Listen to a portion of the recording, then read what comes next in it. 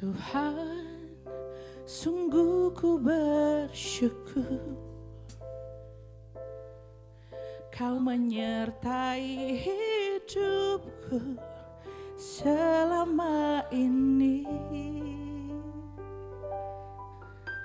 Bapa, ku berterima kasih untuk kasih setiamu yang tak pernah berakhir. Aku ada hari ini karena Tuhan baik dan teramat baik bagiku. Semua yang ku alami bersamamu ku lewati, indahnya kasih Tuhan seperti pelangi sehabis hujan. Tuhan tak pernah janji bahwa langit akan selalu biru, jalan kita akan selalu rata, tapi Tuhan berjanji akan selalu memberikan kekuatan, amin. Tuhan berjanji seperti pelangi sehabis hujan. Tuhan berjanji bahwa Tuhan senantiasa bersama-sama dengan kita. Nyanyikan pujian ini iman kami Tuhan. Tuhan, sungguh ku bersyukur Kau menyertai hidupku selama ini. Bapa, ku berterima kasih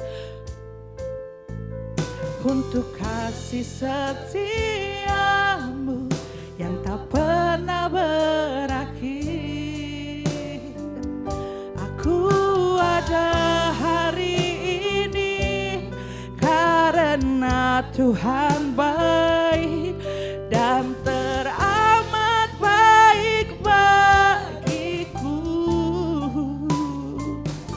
Semua yang ku alami bersamamu ku lewati, indahnya kasih Tuhan seperti pelangi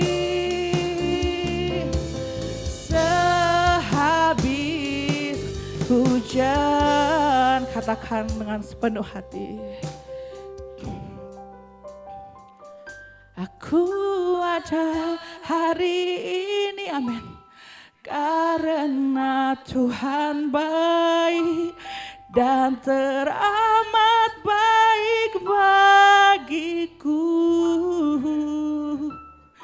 Semua yang ku alami bersamamu ku lewati, indahnya kasih Tuhan seperti pelangi sehabis hujan.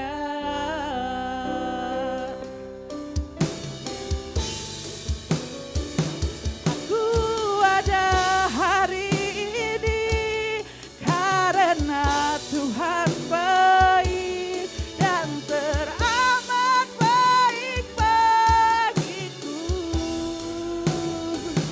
Semua yang ku alami bersamamu ku lewati, indahnya kasih Tuhan seperti pelangi sehabis hujan. Indahnya kasih Tuhan seperti pelangi sehabis hujan.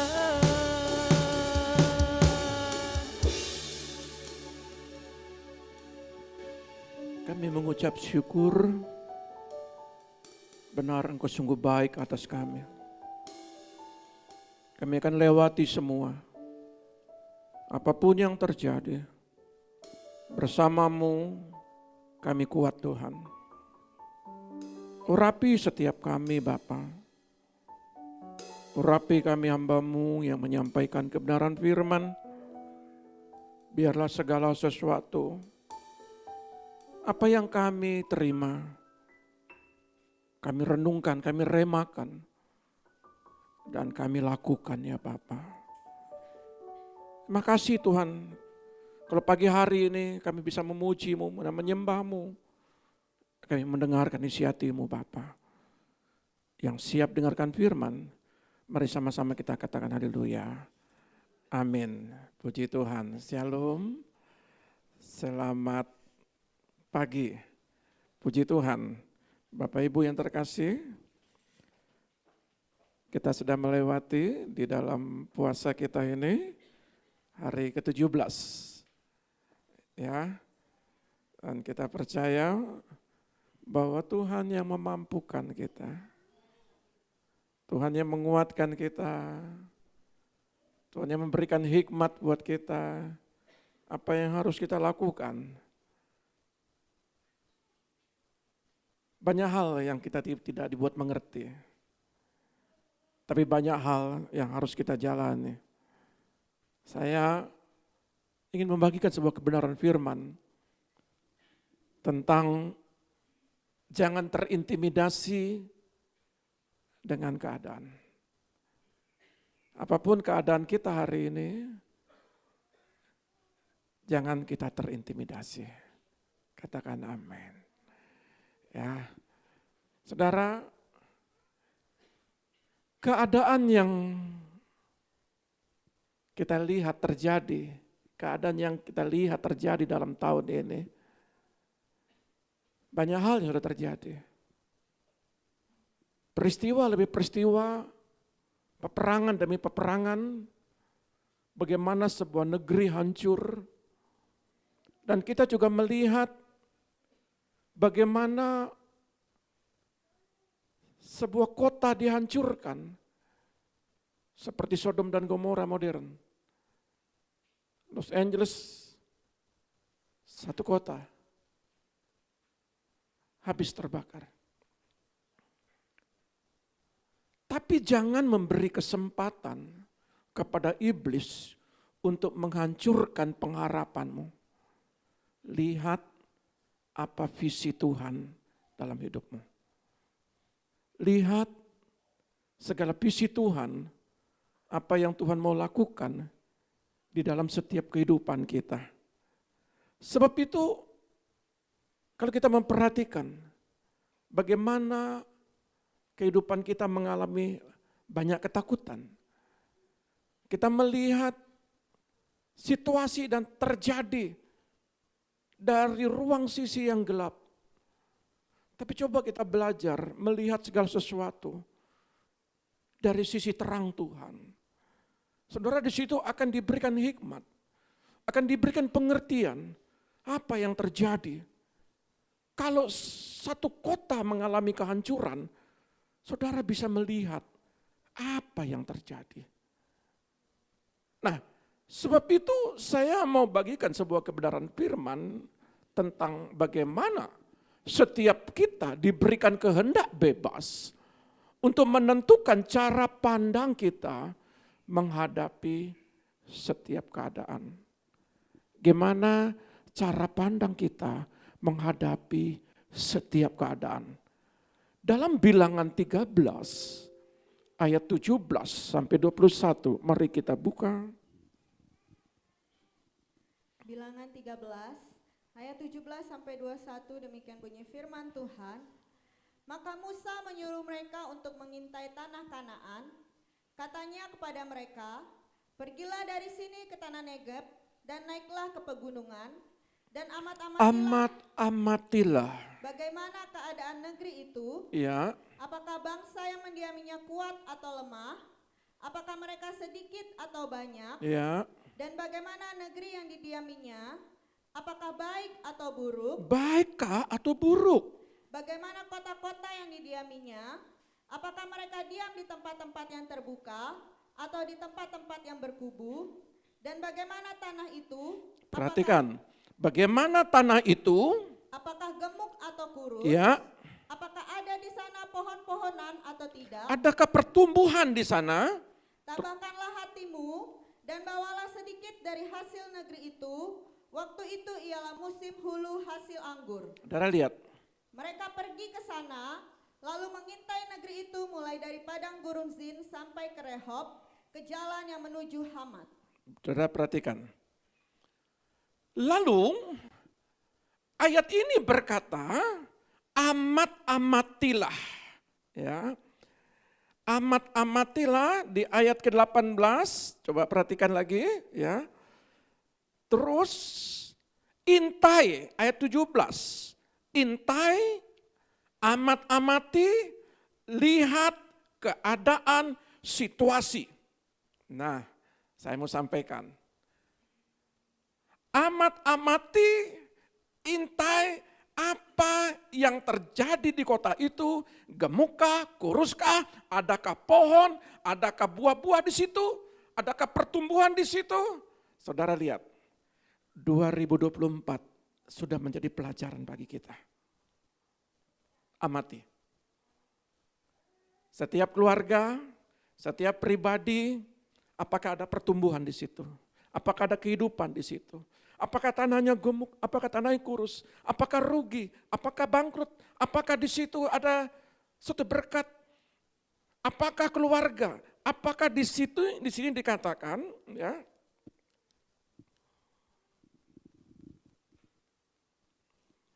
apakah mereka diam di tempat-tempat yang terbuka atau tempat-tempat yang berkubu?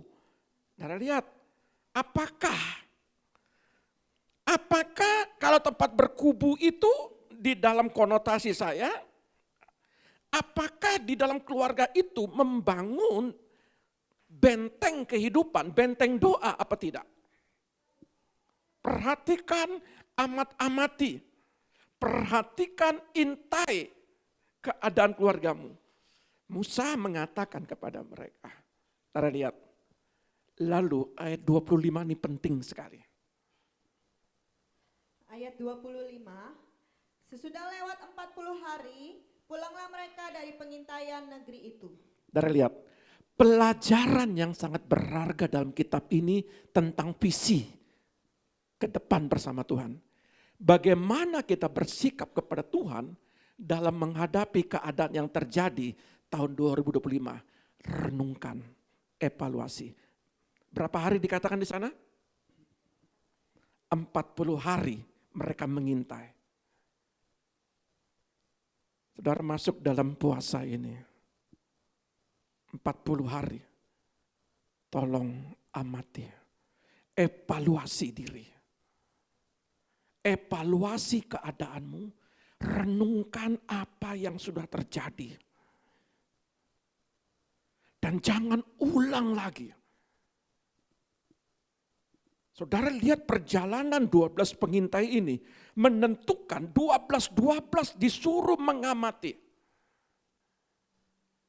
Setiap keluarga lepas keluarga, coba renungkan. Apakah keberhasilan 2024 akan terjadi keberhasilan berikutnya bahkan naik dalam tahun 2025? Apakah tahun 2024 pertengkaran, kegagalan, kekecewaan, porak-poranda, ketidakberhasilan terjadi di 2024? Apakah saudara mau ulang lagi 2025? Evaluasi. Maka kita masuk dalam doa dan puasa ini. Saya pribadi saya mengevaluasi. Tuhan, secara manusia, saya sudah memberi yang terbaik. Menurut saya. Menurut Tuhan, belum. Saya mengevaluasi. Bagaimana dihancurkan. Bagaimana kita membanggakan diri. Suatu kebanggaan diri, Tuhan, bukankah aku sudah memberi waktuku, hidupku, meninggalkan pekerjaanku, bisnisku, usahaku untuk Tuhan. Aku tinggalkan itu semua, Tuhan. Ada kebanggaan dalam diri bisa memberikan sesuatu bagi Tuhan. Hartaku ku beri Tuhan. Sampai yang terakhir pun aku beri Tuhan. Tuhan bilang belum cukup hambaku. Yang paling berharga, yang kau miliki, yang kau bangga-banggakan, aku ambil. Disitulah, kalau saya kehilangan pekerjaan, kehilangan harta, saya tidak menangis. Karena saya percaya, apa sulitnya bagi Tuhan. Yang hilang pasti kembali. Tapi kalau yang terkasih diambil, dan dia tidak bisa kembali lagi. Dan di situ dilihat, bagaimana suasana hati, bagaimana keadaan, apakah engkau masih tetap membangun suatu kubu di dalam rumah tanggamu? Tetap Tuhan. Desember mengalami sesuatu, awal Desember, tapi awal Januari semakin giat, semakin mencari Tuhan, semakin antusias, semakin kita masuk dalam dimensi, dalam doa dan puasa ini. Saya turun berat badan itu hampir 9 kilo. 9 kilo. Ya. Jadi mesti beli sabuk. Kerat kan. Ya, longgar semua.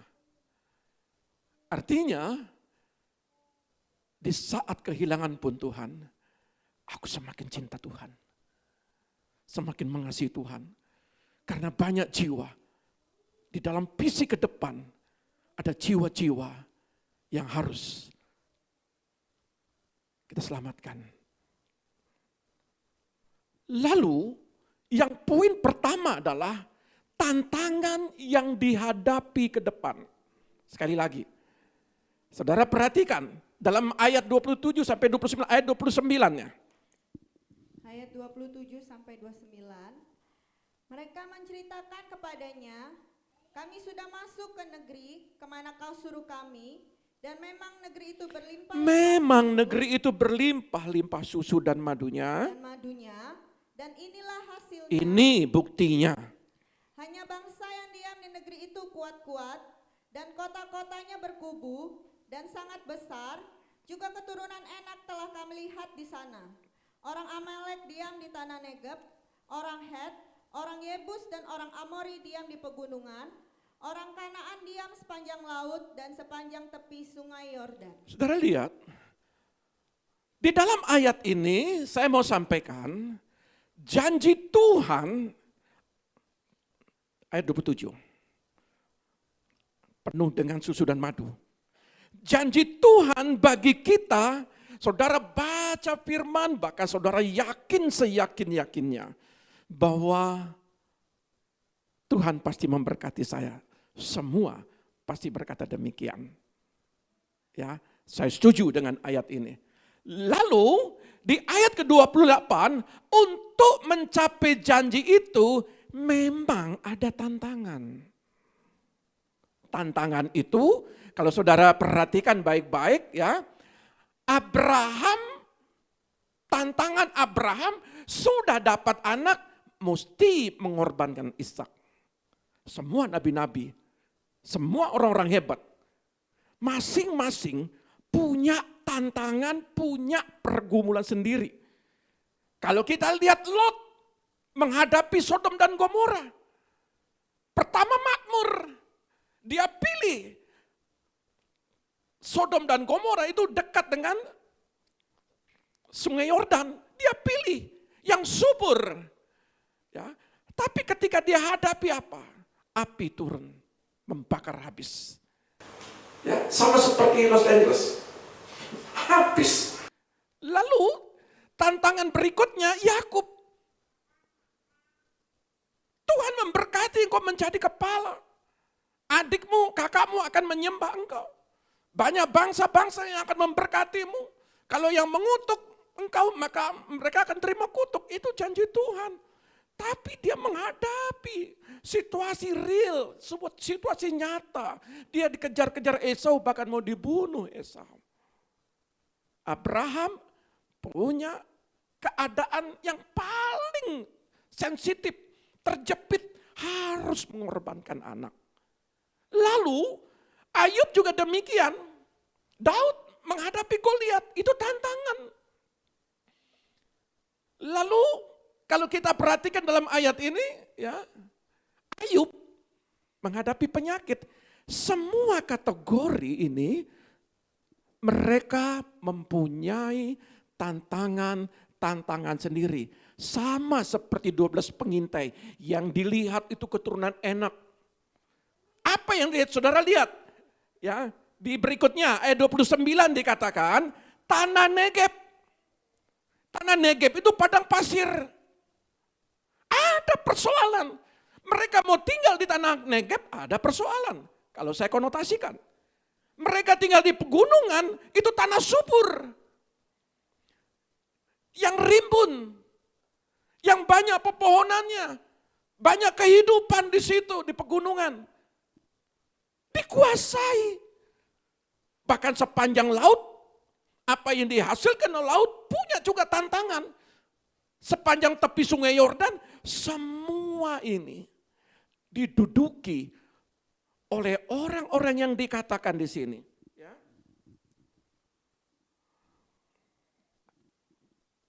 Orang Amalek, keturunan Enak, itu raksasa-raksasa, orang Het, orang Yebus, orang Amori, orang Kanaan. Yang dihadapi 12 pengintai, real, nyata, itu orang-orang kuat semua di dalam. Yang mau diduduki, janji yang sebuah tanah penuh dengan susu dan madu, tetapi yang dihadapi adalah orang-orang kuat di situ. Lalu, dimanapun, siapapun orangnya, pasti mengalami persoalannya sendiri-sendiri. Mau ke tanah Negeb, ada suku Enak di situ. Artinya, saudara mau tinggal di mana saja. Saudara mau gereja mana saja. Saudara mau tinggal, mau berhadapan dengan tetangga siapa saja. Mau punya rumah, mau kontrakan, mau tinggal di hotel, mau tinggal di apartemen. Semua punya persoalan hidup. Saudara kerja, mau kerja malam, mau kerja pagi, mau kerja setiap hari, 1 minggu 4 kali, atau 1 minggu 6 kali, semua punya persoalan. Tidak ada tidak persoalan. Punya bisnis sendiri, punya pekerjaan sendiri, ya, kelola usaha sendiri, bekerja sama orang, bekerja sama saudara, semua punya persoalan. Siapa bilang kalau kita bekerja sama saudara tidak punya persoalan? Ada persoalan. Siapa bilang kalau saudara punya bisnis, punya usaha sendiri nggak ada persoalan? Ada, karena saya pebisnis. Saya tahu persis. Tahu, tukang parkir aja punya persoalan. Loh, mundur. Nggak lihat ada motor di belakangnya, ketabrak. Siapa yang disalahkan? Tukang parkir salahkan. Jadi semua pekerjaan dari bos besar sampai yang paling terbawah semua punya persoalan. Haleluya. Sekarang saya mau ajarkan bagaimana cara pandangnya. Cara menyingkapi sebuah persoalan itu yang paling terpenting. Dari 12 pengintai ini, bagaimana 10 pengintai ini memandang sebuah persoalan. Dan 2 pengintai memandang sebuah persoalan dari kacamata di dalam ruang yang terang, dan 10 pengintai dari kacamata dan di dalam ruang yang gelap. Maka kalau kita mengerjakan sebuah tesis, di situ kita bisa menjelaskan orang ini buat sendiri atau dibuatkan, ketahuan. Ketahuan. Dosen penguji itu tahu betul. Nah, dari lihat, dalam setiap keadaan Allah mau melihat mentalitas imanmu. Apakah tegar? Dapat persoalan, saudara,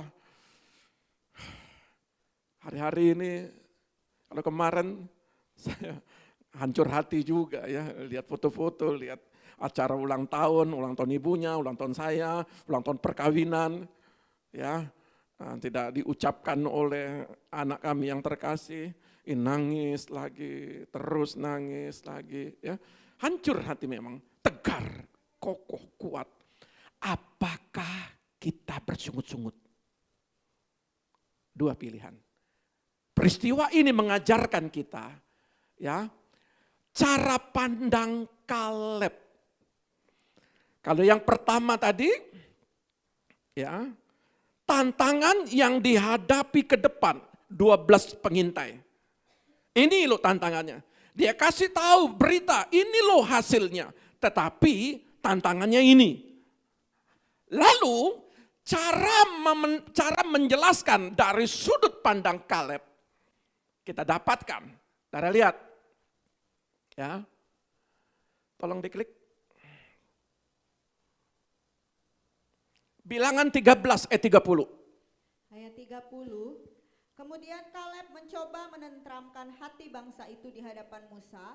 Katanya, tidak, kita akan maju dan menduduki negeri itu sebab kita pasti akan mengalahkannya. Saudara lihat. Kalau saya baca ayat ini terlalu panjang. Jadi saya ambil poin-poinnya. Ya. Di dalam ayat ini 30 dikatakan bagaimana 10 pengintai itu menjelaskan kepada Musa dan menjelaskan kepada sanak saudaranya. Jadi mereka ini adalah pemimpin-pemimpin yang diambil dari 12 suku untuk mengintai. Jadi dalam satu keluarga, bayangkan dalam satu keluarga, umpamanya keluarga jemaat GP Yehuda, saya. Keluarga jemaat mungkin yang tempat lain. Di situ ada teman saya mungkin namanya Kasih Karunia atau Kingdom Community. Sama-sama kita mengintai. Sama-sama kita mengamati. Di dalam sepanjang tahun ini, 40 hari ini apa yang terjadi. Lalu masing-masing itu berbeda cara pandangnya. Saya pun juga berbeda. Menghadapi 2025 ini, cara pandang kita masuk dulu dalam dimensi doa dan puasa. Minta apa yang Tuhan mau. Langkah awal, 40 hari ini adalah langkah awal untuk perjalanan kita selama 325 hari. 365 dikurangi 40. Ya. Langkah awal ini 40 hari untuk ke depan. Apa yang kita melakukan bersama Tuhan. Lalu Kaleb mencoba menenteramkan hati. Itu hasau, bahasa Ibrani-nya, bahasa aslinya. Nah, saya dapatkan dikatakan begini. Kata hasau ini berdiam dirilah. Introspeksi diri, jangan introspeksi orang. Kaleb bilang, aku mau introspeksi diri. Hasau. Aku tidak mau dengar yang 10. Ayo, Musa bilang, tolong Kaleb ngomong apa? Apa yang terjadi? Yosua, apa yang terjadi? Kaleb hendak mendikte yang 10. Tetapi dia berkata begini, dia berusaha menahan lidah. Kata hasau ini memerintahkan untuk diam, berdamai dengan lidah. Bahasa aslinya. Selama saudara tidak berdamai dengan lidah saudara, maka dalam kitab Yakobus bilang, lidah ini bisa seperti kemudi kapal, bisa menghancurkan seperti kapal Titanic yang kecil kemudinya. Tetapi karena terlambat, gunung es hancur. Hancur itu satu kapal. Kapal yang paling pertama baru jadi, dibangga-banggakan, kapal terbesar. Tapi karena kemudinya kurang cepat, dampaknya menghancurkan kapal itu. Lidah dikatakan, dia bisa membakar hutan seperti api, membakar kota. Saudara lihat, selama saudara tidak berdamai dengan lidahmu, maka saudara akan selalu banyak mengalami suatu rintangan dalam perjalanan 325 hari ke depan. 40 hari ini renungkan, apakah perkataan saya melukai? Apakah perkataan saya membuat saya terpuruk? Apakah perkataan saya berkata kepada salah satu keluarga saya dengan kata sia-sia? Renungkan, evaluasi. Sebagai pelayan Tuhan, apakah kata-kata saya memerintahkan untuk diam? Selama kata-kata negatif berkata, di sana orang-orang besar, di sana persoalan besar. Aku tinggal sampai di padang gurun pun masih juga ada persoalan. Kalau di padang, kalau di tempat yang subur, di pegunungan, atau di sungai Yordan, mungkin Tuhan, terima kasih Tuhan. Terima kasih Tuhan atas berkat-Mu 2024. Tapi kalau di padang Negeb, kalau di padang pasir, kalau segala sesuatu tidak terjadi jawabanmu,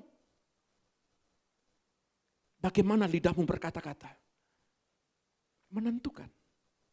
Coba lihat. Ini suatu pelajaran saya 3 hari, saya doa, saya selalu katakan, saya hanya makan jus saja. Saya duduk berdoa. Dari pagi saya berdoa jam 3, ada satu kata-kata yang kuat sekali. Hambaku, disiplinkan dirimu dalam doa. Kadang jam 1 saya bangun. Setiap saya pergi ke belakang, saya duduk lagi. Saya ngantuk, saya tidur. Saya bangun, saya doa lagi. Saya tidak mau sia-siakan waktu ini. Untuk apa kita berpuasa? Tapi kalau waktu kita habis untuk hal yang sia-sia. Saya selalu berkata, boleh kita pergi. Kalau kamu mau makan, mau buka puasa, tapi cepat pulang, kembali. Kita renungkan, evaluasi, satu persatu wajah yang saya lihat. Tuhan, saya mau berdoa bagi keluarga ini Tuhan. Supaya dia sembuh Tuhan. Supaya dia pulih Tuhan. Supaya dia diberkati Tuhan. Saya melihat lagi satu keluarga yang lain. Saya merenungkan.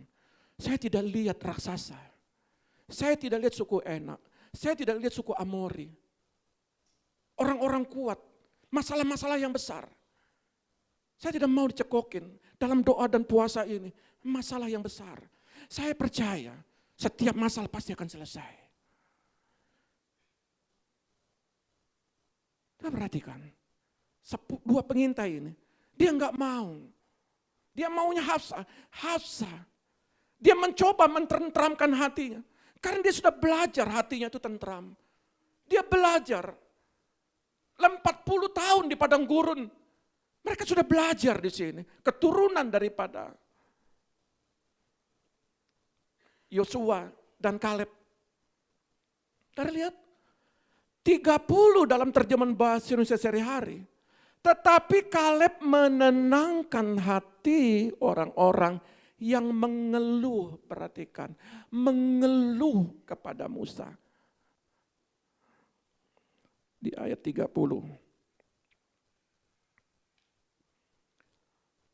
Kepada Musa, kata Kaleb, negeri itu harus kita serang dan kita rebut sekarang juga.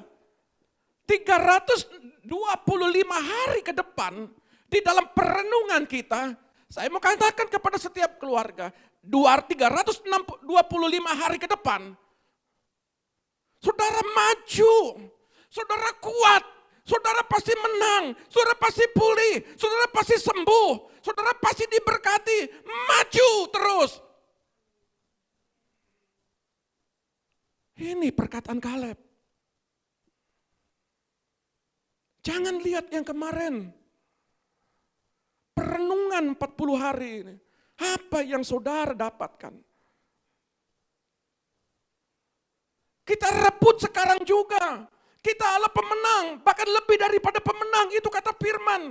Karena kita cukup kuat untuk mengalahkannya. Kita mampu. Bahkan di dalam terjemahan lain pun juga dikatakan, MILT. Namun Kaleb menenangkan bangsa itu. Karena bangsa itu kacau balau hatinya. Orang yang kacau balau ngomong lidahnya ngelantur. Saya gagal, saya tidak bisa, saya kalah. Saya terpuruk, saya sakit, saya enggak berdaya. Banyak hal. Rubah. Kita pasti akan maju. Kaleb mau berbicara kepada kita semua. Kita harus maju bersama Tuhan. Apapun, sekalipun sebuah kota hancur. Sekalipun peperangan di sana sini. Bahkan prediksi ekonomi akan hancur.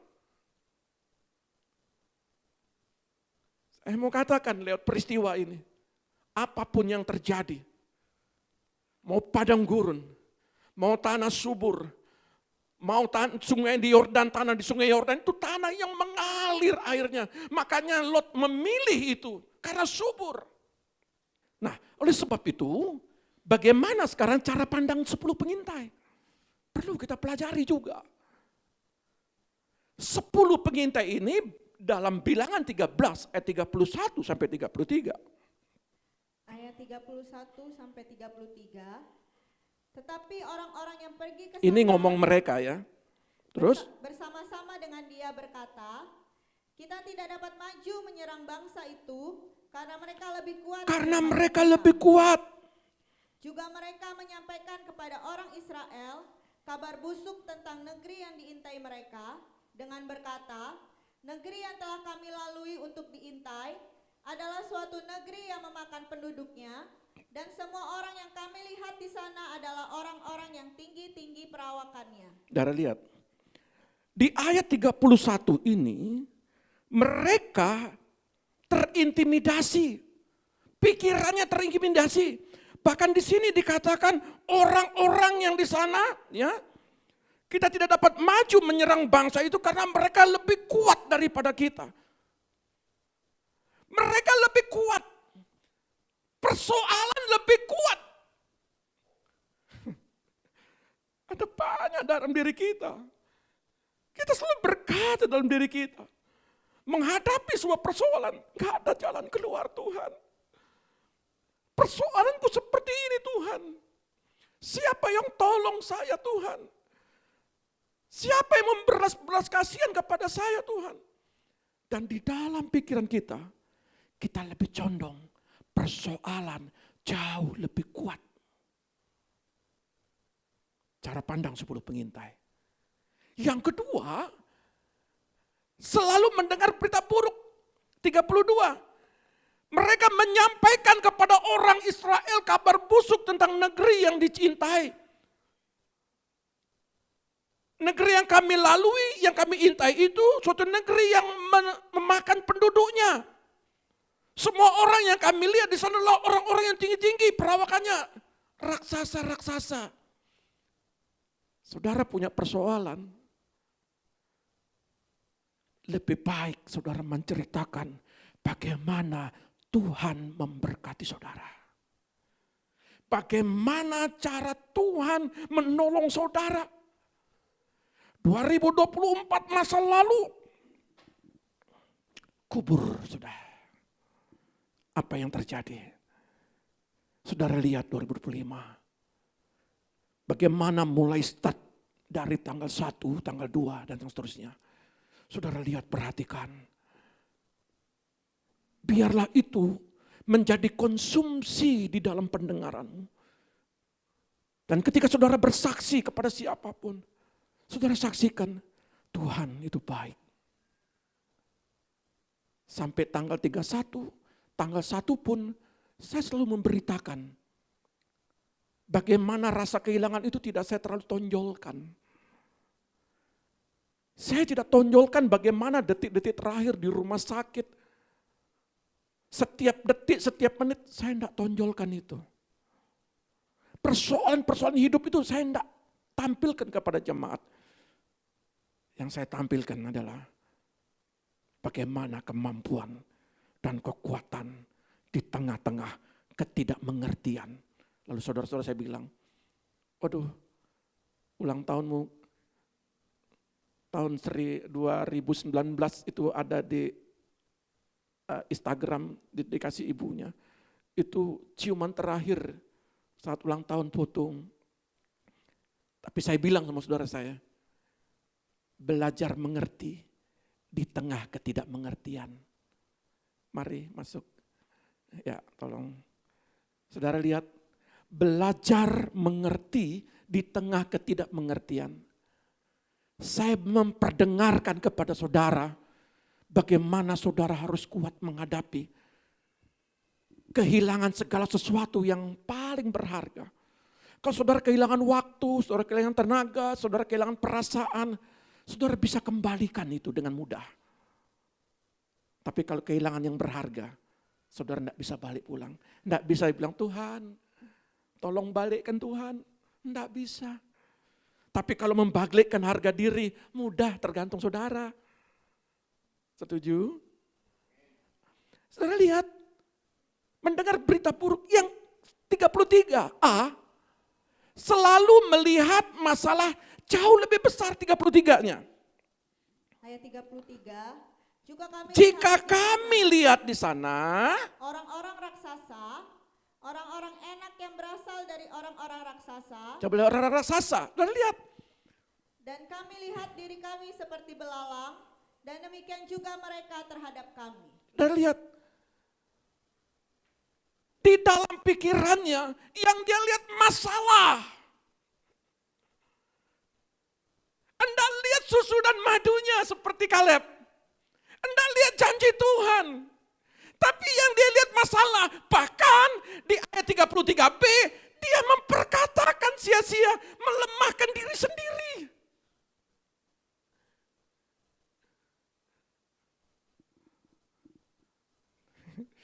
Pelajaran ini saudara benar-benar renungkan.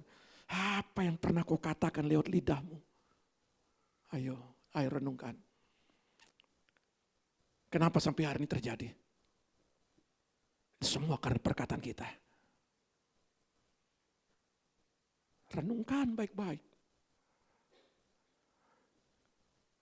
Kita ini seperti belalang. Dia raksasa-raksasa. Tuhan, aku sudah ke gereja. Aku sudah doa puasa. Aku sudah terus melayani Tuhan.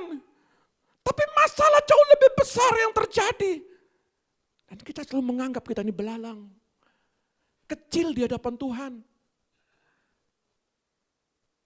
Ayo. Dalam poin pertama saya mau katakan.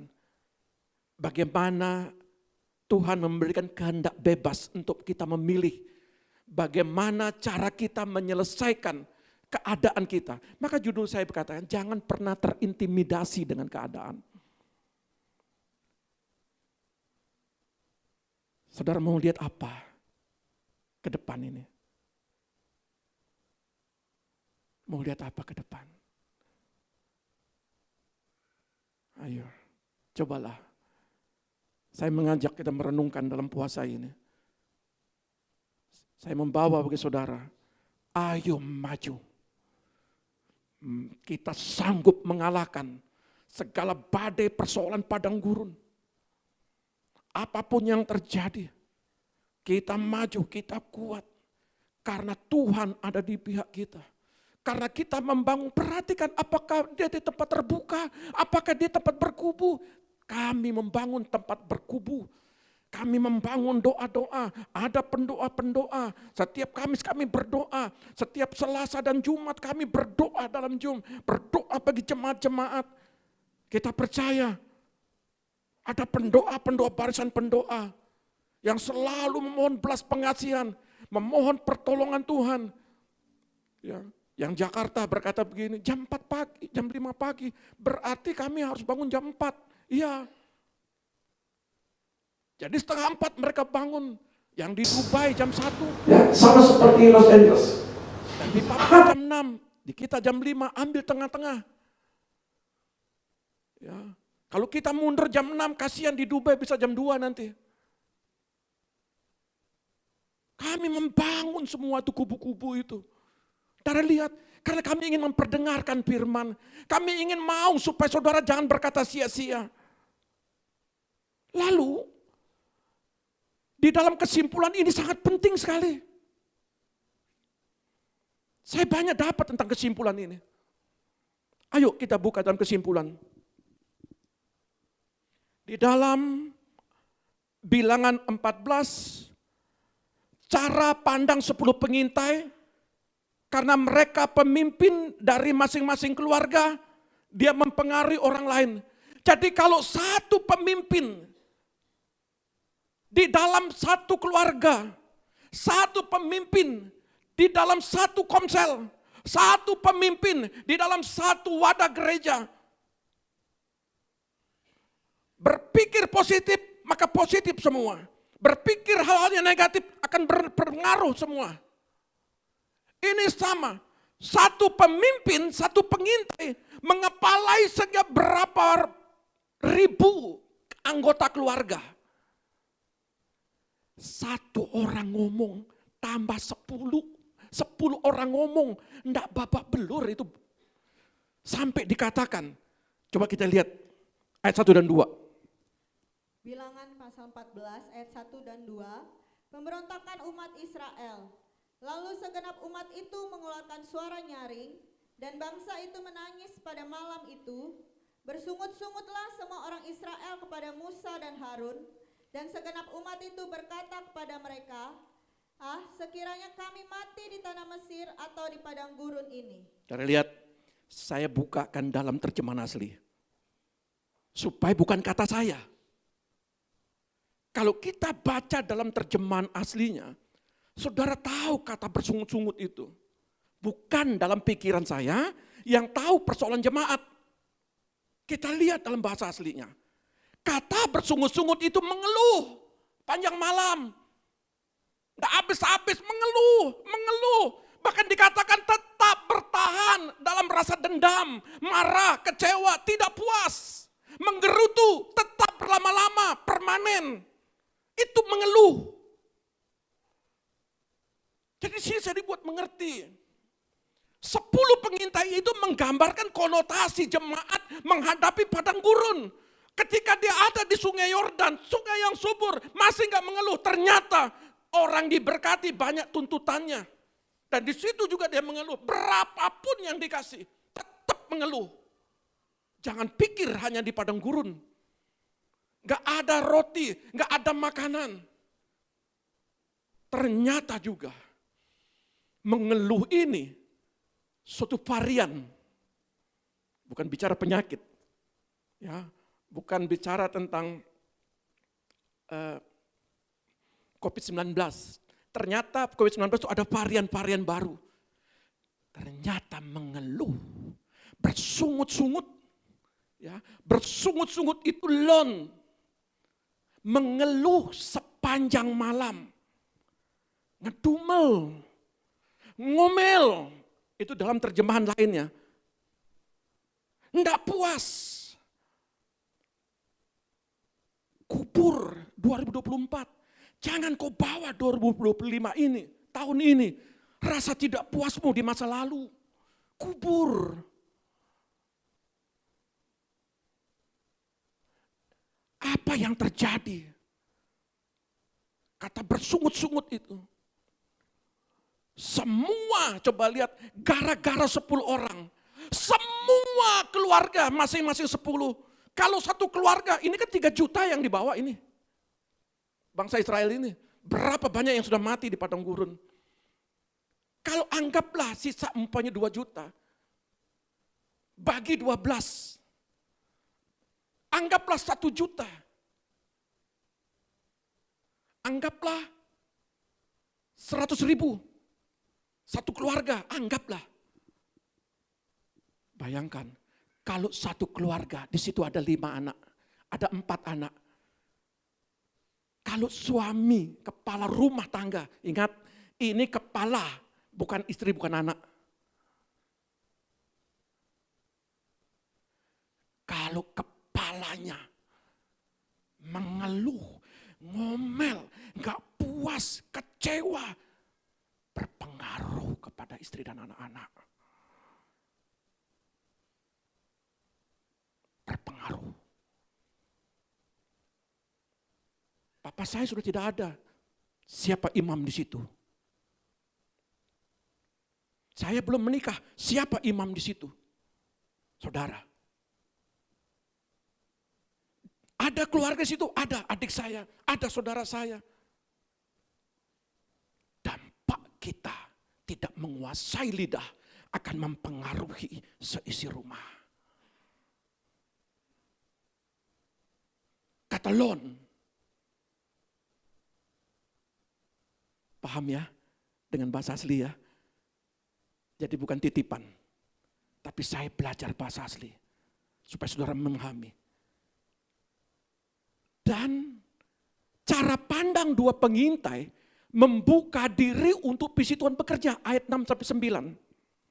Ayat 6 sampai 9. Tetapi Yosua bin Nun dan Kaleb bin Yefune yang termasuk orang-orang yang telah mengintai negeri itu mengoyakkan pakaiannya. Saudara perhatikan baik-baik.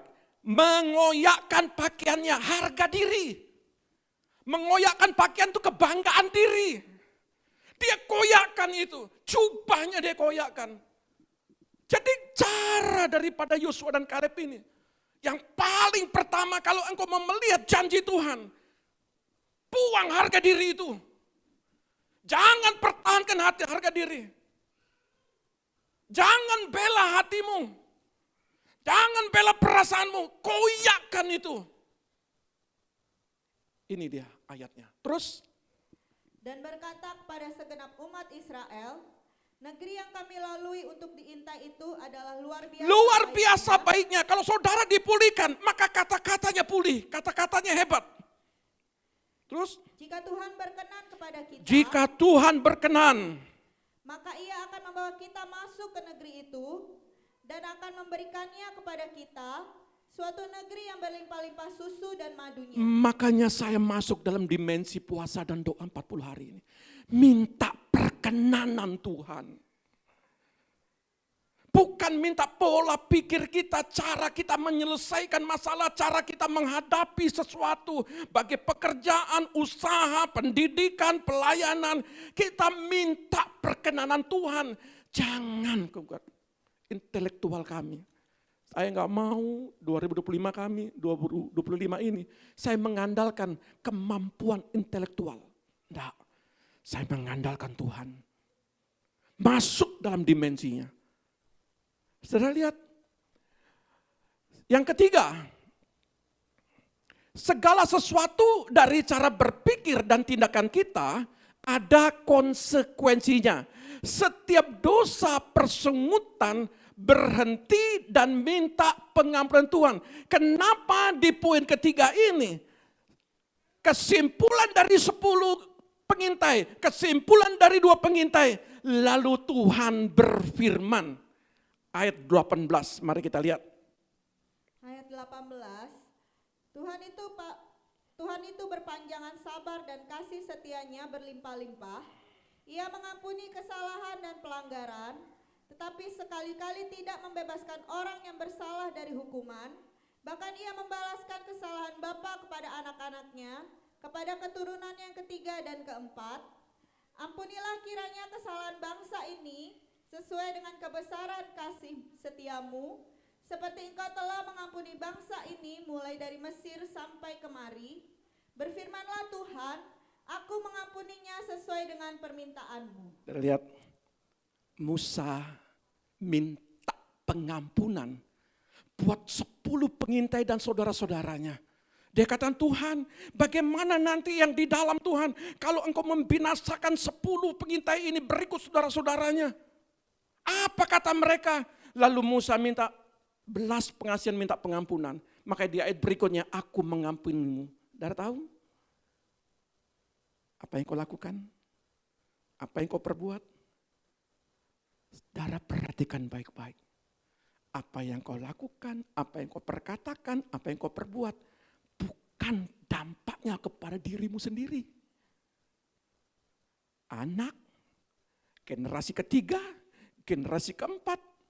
Dampaknya juga ke situ. Ingat baik-baik.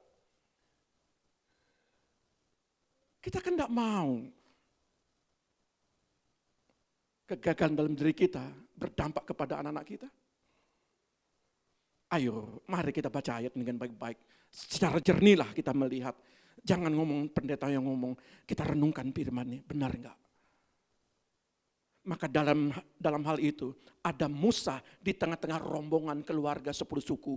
Ada saudara minimal dalam satu keluarga minta belas pengasihan Tuhan. Minta pengampunan. Kalau saudara sadari ayat ini. Apa yang terjadi, apa yang sudah kau lakukan. Satu orang dipulihkan, minta pengampunan buat seisi rumah. Maka seisi rumah akan diampuni Tuhan. Repotnya. Kalau di situ saling rembuk, tidak mau minta pengampunan.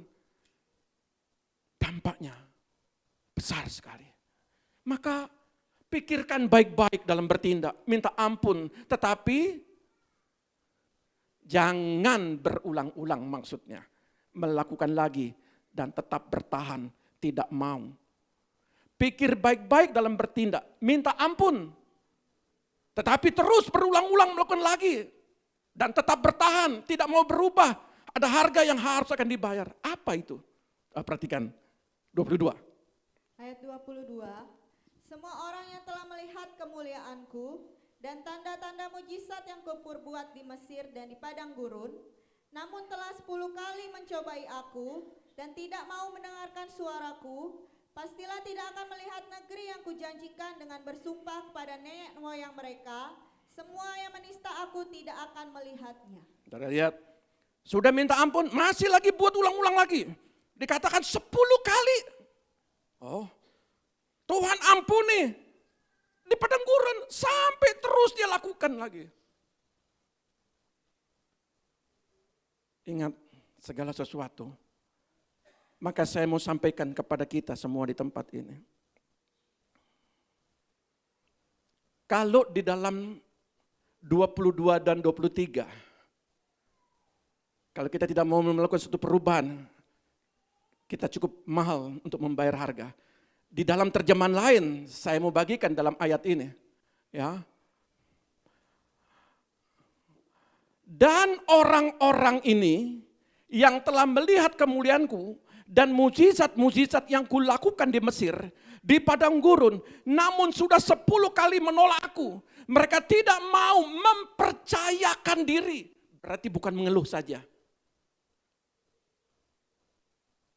Ada orang-orang yang tidak mentaati aku. Begini, bukan sekedar murtad.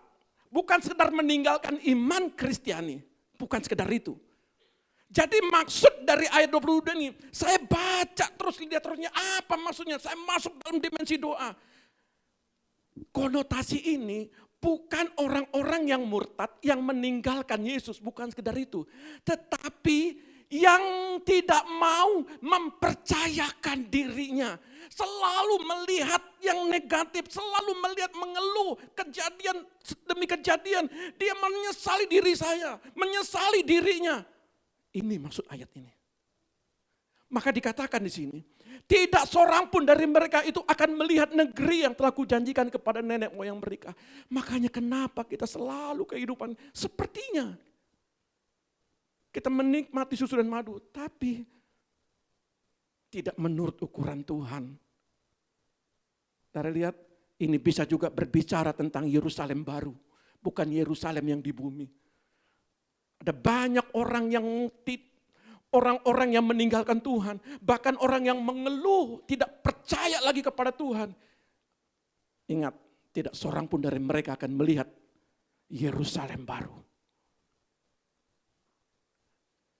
Namun hambaku Kaleb, karena dia mempunyai roh yang lain bersamanya. Ayat 24. Ayat 24. Tetapi hambaku Kaleb, karena lain jiwa yang ada padanya, dan ia mengikut aku dengan sepenuhnya, akan kubawa masuk ke negeri yang telah dimasukinya itu, dan keturunannya akan memilikinya. Saudara lihat. Namun hambaku Kaleb, karena dia mempunyai roh yang lain bersamanya. Mulai saat ini, apa roh dalam dirimu Di dalam dirimu tuh ada roh belajar peka. Kalau memang hari ini Tuhan pulihkan aku, lakukan pemulihan. Sesuai dengan tema kita, pemulihan dan penuaian. Kalau kita minta pemulihan, Tuhan pulihkan. Dan sepenuhnya mengikuti aku, maka aku akan membawanya ke sana, ke dalam negeri yang telah dia masuki, dan keturunannya akan memilikinya. Namun hambaku Kaleb, dia mempunyai roh yang lain. Dia mau dituntun Tuhan. Dia mau dipimpin Tuhan. Dia mau berbelas kasihan. Dia tidak bersungut-sungut. Dia tidak kecewa. Dia tidak marah. Bahkan berdiam kemarin itu sampai bermalam-malam. Berhari-hari maksudnya. Lihat anak generasi ketiga, generasi keempat. Perhatikan baik-baik. Apa yang kau tabur hari ini? Saya punya nenek. Dia menabur itu kebaikan, saya masih ingat. Nenek saya sudah tua, mencapai umur hampir 90. Tapi dia suka tolong orang. Opa saya itu tuan tanah di situ. Dia kasih tanah buat anak-anak, dia ambil anak. Ada berapa anak angkatnya? Anak angkatnya dikasih tanah, enggak main-main. Dikasih kalau enggak salah itu 6 hektar. Ngasih loh anak angkat. Dia tabur semua kebaikan, tabur kepada anak cucunya. Apa yang diperbuat nenek saya. Dan dia selalu berdoa bagi orang lain. Cucunya menjadi hamba Allah. Saudara perhatikan, apa yang kau tabur hari ini untuk ke depan akan dinikmati generasi ketiga dan keempat. Amin. Ini ayatnya, bukan versi saya, tapi ini versi kebenaran firman. Makanya waktu kita doa kemarin hari Kamis, dengar, lakukan. Katakan kepada umat Tuhan, mendengar dan melakukan. Dengar, lakukan. Dengar, lakukan. Itu hari Kamis. Dan hari ini, saya tidak terkonek dengan ayat ini yang kemarin itu. Ternyata inilah maksud Tuhan. Tuhan Yesus memberkati kita.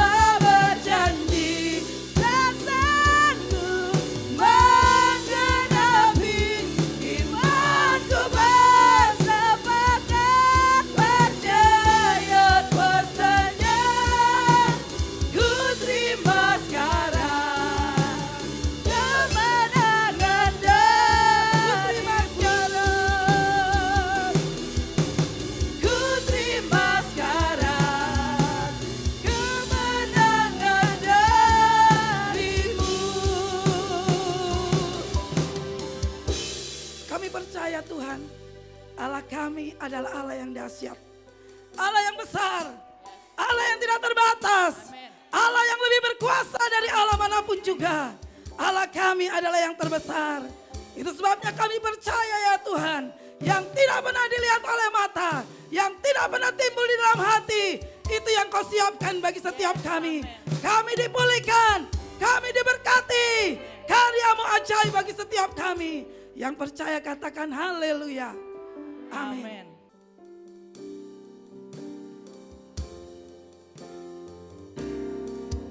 Besar anugerah-Mu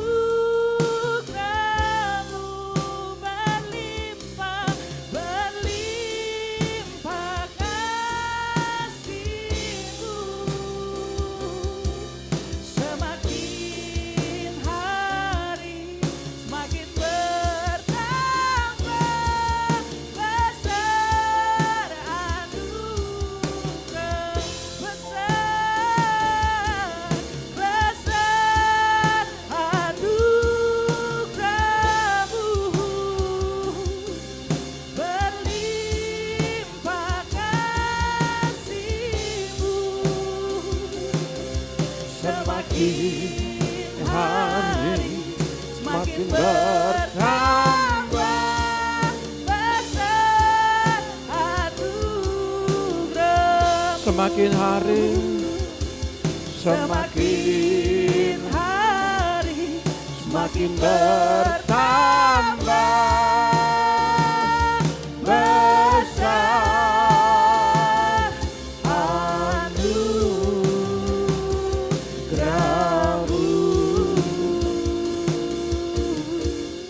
Kami mengucap syukur Bapa Sorgawi, semua atas kebaikan-Mu, rahmat-Mu terjadi atas kami semua.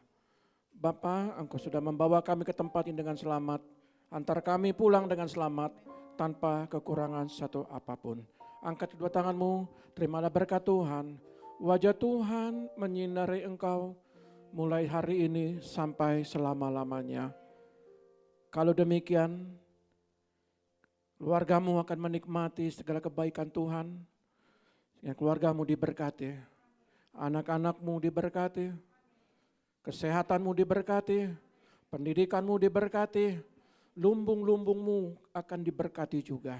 Setiap tangan yang kau kerjakan apapun itu, Tuhan akan buat berhasil. Setiap kakimu melangkah kemanapun engkau pergi, Dia selalu menuntunnya. Sehingga penuhlah sukacitamu, diberkatilah engkau di bumi, diberkatilah engkau di sorga. Ketika Dia datang kedua kali menjemput kita semua, berbahagialah orang yang setia dan taat kepadanya. Di dalam nama Bapa, Putra dan Roh Kudus, di dalam nama Tuhan Yesus yang diberkati Tuhan, katakan haleluya. Amin. Tuhan Yesus memberkati kita. Shalom.